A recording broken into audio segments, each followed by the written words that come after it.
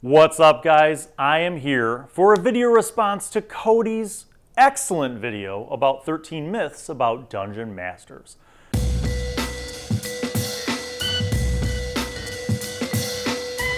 I know more than you. Now, I want to start off by saying most of these things are things that I agree with, but I wanted to add my elements to them because I feel like there are some tips that could be helpful to new DMs. So let's start off with number one. Number one on his list was you need to know all of the rules. And I basically agree with this in principle, that a new DM doesn't need to know all the rules. In fact, it would be laborious to have to try and memorize every single rule and every single spell in the game. But I do have some suggestions for what a new DM should kind of focus on so that you have a basic grasp of how to keep a game running. Okay? Number one, try to understand how ability scores and how skill checks and proficiency checks and saving throws and combat work. Those are things that are going to recur over and over and over again.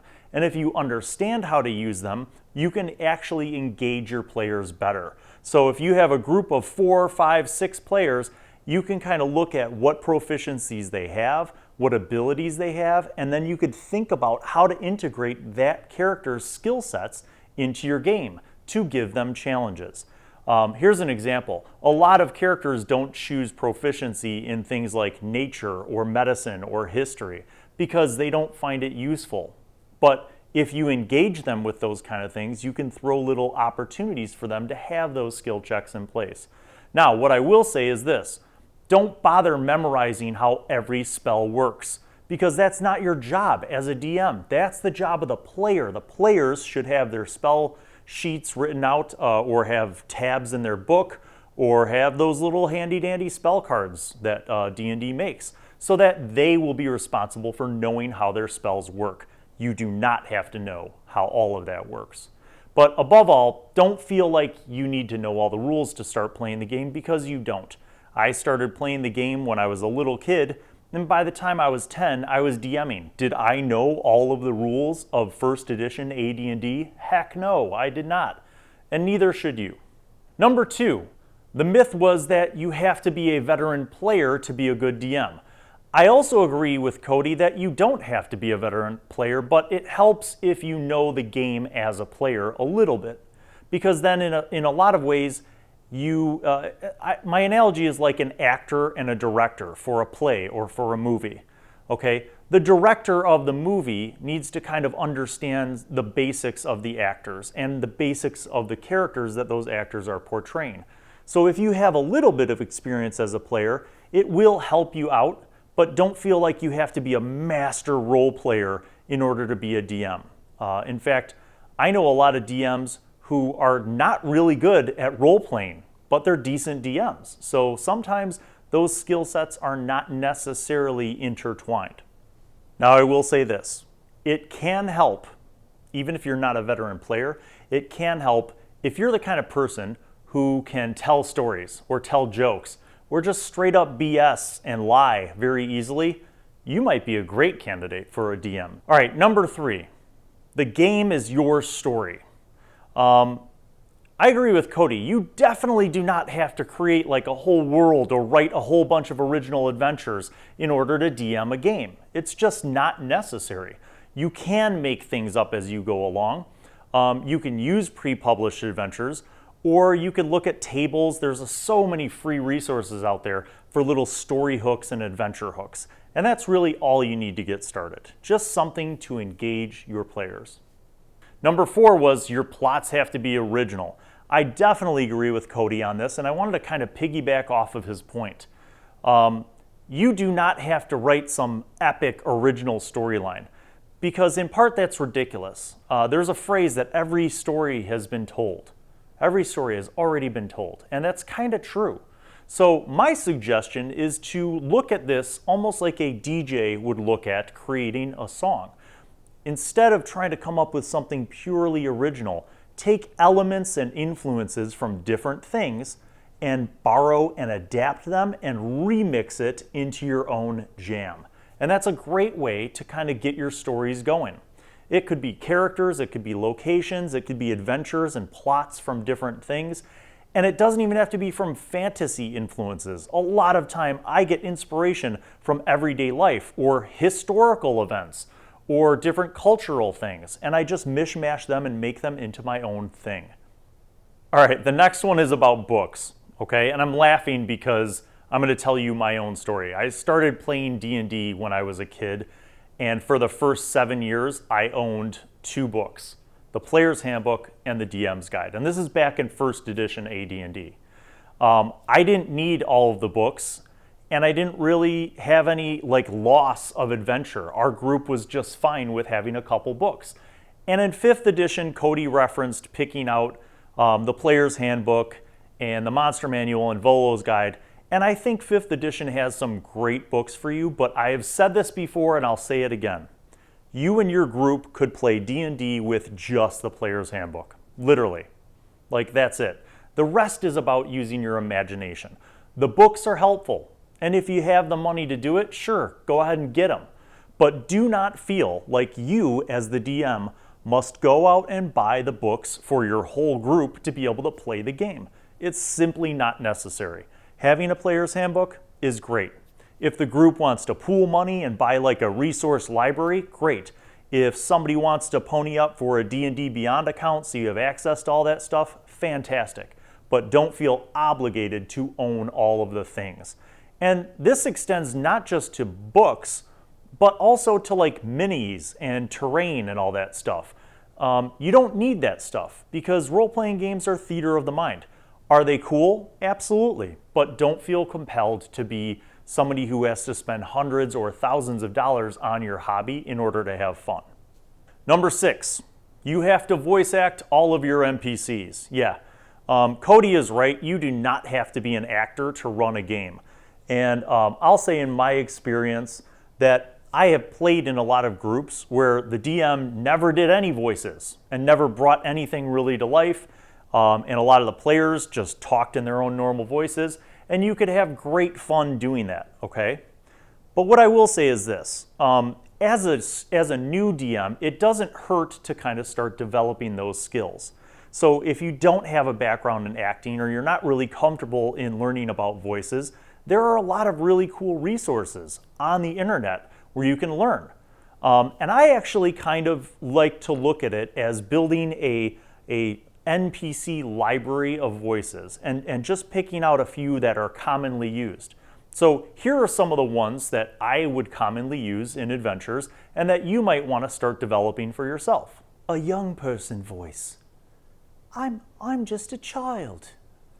An older person voice, and you kind of scratch your voice and it's a little bit gravelly like that, sir. I'm very, very grateful for you, sir. Maybe a big beefy guy voice. Hey, what are you doing over there? Get out of there. This is great for barbarians. It's good for guards and town constables, or maybe even just some burly dude. How about an eloquent voice, such as that used by a noble? You articulate a little bit more.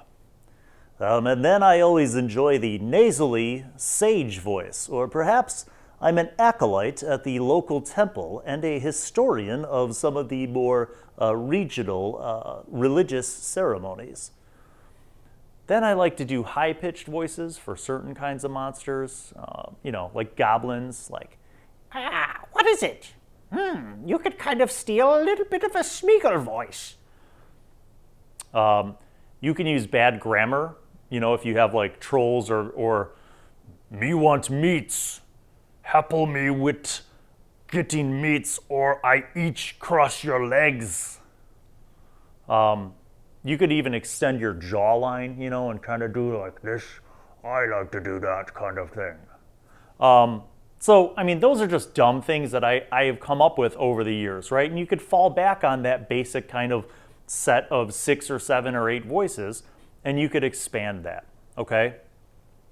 Also, stealing voice ideas from movies and TV shows is another great way to kind of build up your repertoire, right? Alan Rickman did a great job with Snape. His characterization for Severus Snape was fantastic. And you could kind of just practice that in the mirror and see like, obviously we are going to be doing a little bit of studying today. Unfortunately, I have utilized all of my 3rd level spells. You know, whatever it is, and kind of just a longer, drawn-out voice. Or Gimli, you know, for some reason everybody portrays like dwarves as like Scottish, like, indeed, lassie, we'll be going down, you know, something like that, a mix of Sean Connery and some Scottish thing. So you could play around with different voices. I mean, as an example, I once spent a week watching videos on YouTube about how to speak like a true Londoner. Can I do it? Not really. Oi, bruv. That's it. I don't know. I don't have anything else. Cody's point number 7 was that DMs need to prep for hours and hours. That's kind of true. I don't think that a new DM should prep for hours and hours. Prep is important for newbie DMs, okay? Don't get me wrong. But not like most people think. So instead of over-prepping like one adventure and knowing every minute detail about that one adventure, it's smarter to prep like 3 or 4 possible storylines or adventure hooks, and don't worry about every single little detail. Just get the basics, like an outline, a skeleton of an adventure, okay? Because the reason why is because if you just prep, like psycho prep one adventure down to every bit of minutia, then what if the party doesn't choose that? Then you might end up railroading your party to go on this adventure that maybe they don't want to go on. So what I prefer to do is have like a little mini menu, of options, and little story threads and plots that they could maybe take. You know, it's kind of like fishing. You're putting out the bait, and then you wait, and when they take the bait and they choose something that they want to do, then you flesh out that adventure a little bit more, okay? So instead of over prepping one thing, just kind of like medium prep a bunch of stuff, because in the end, you will have to improvise. You will have to kind of adapt and be flexible in order to accommodate the interests of your players and the group. Myth number 8, Cody said you have to be amazing at improv. I agree with Cody.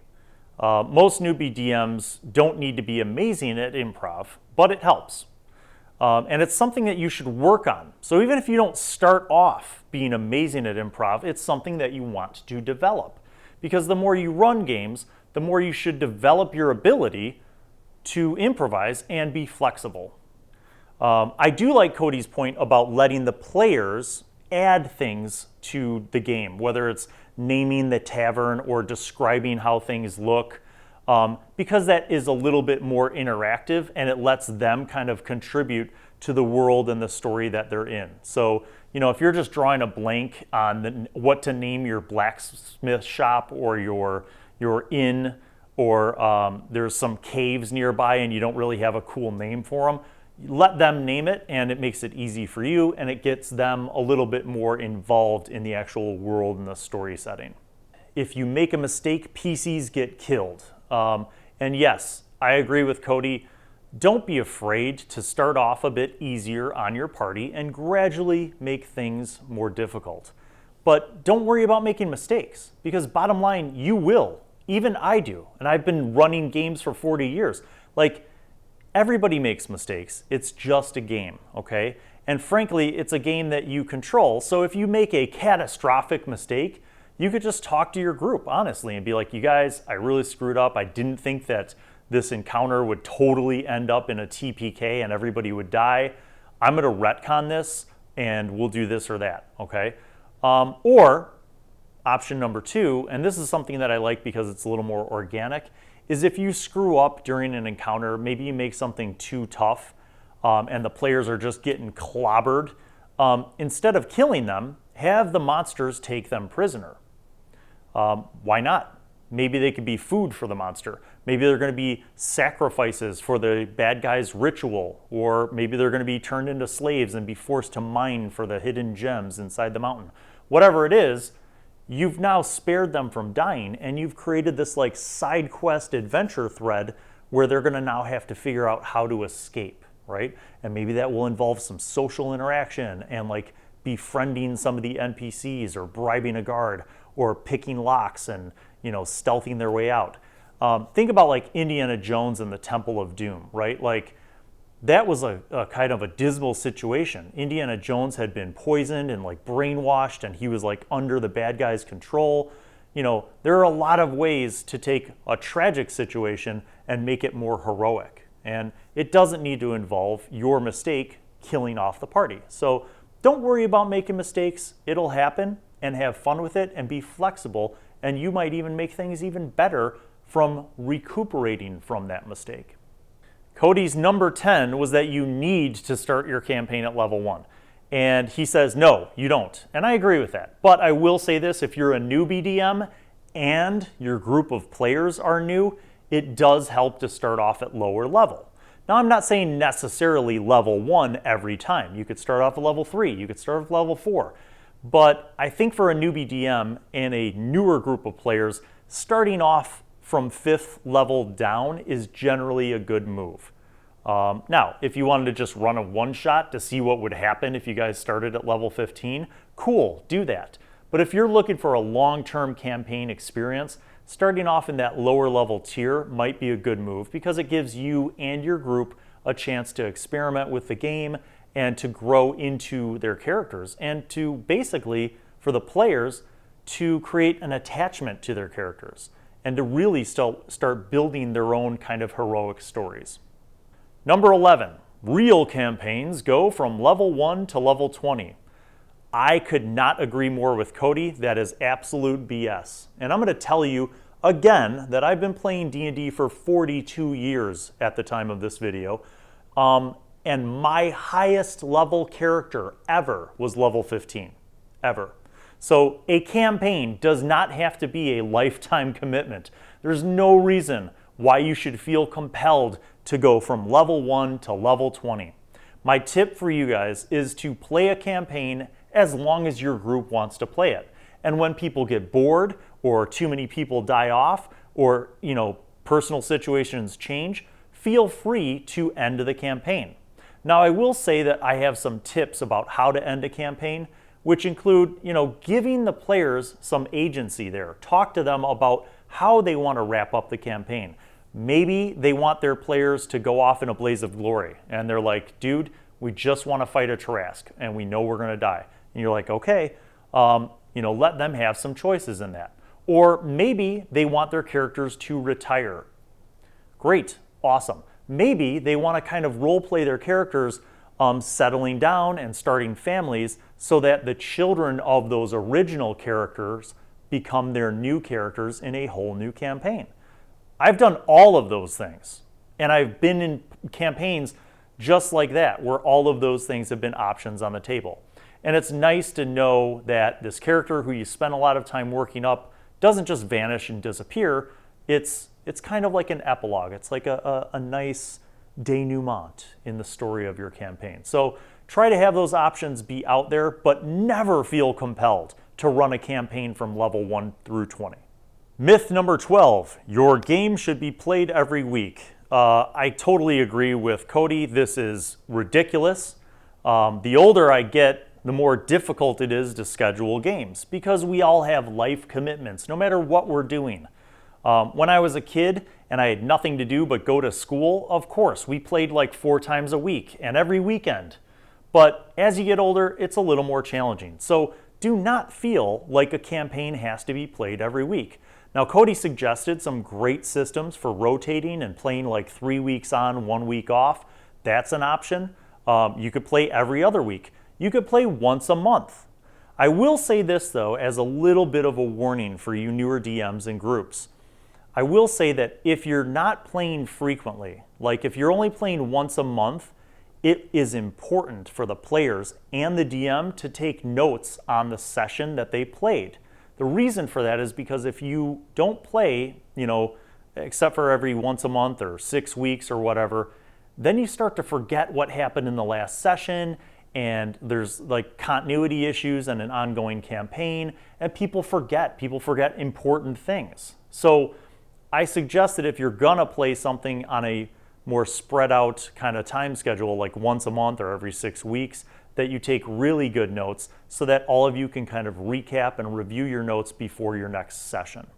Now, I will say this. I have been playing in a campaign with a group of college friends for 12 years, and we only get together once, maybe twice a year to play our campaign. So it is possible to, have an ongoing campaign and not have it meeting every week and have great fun with it.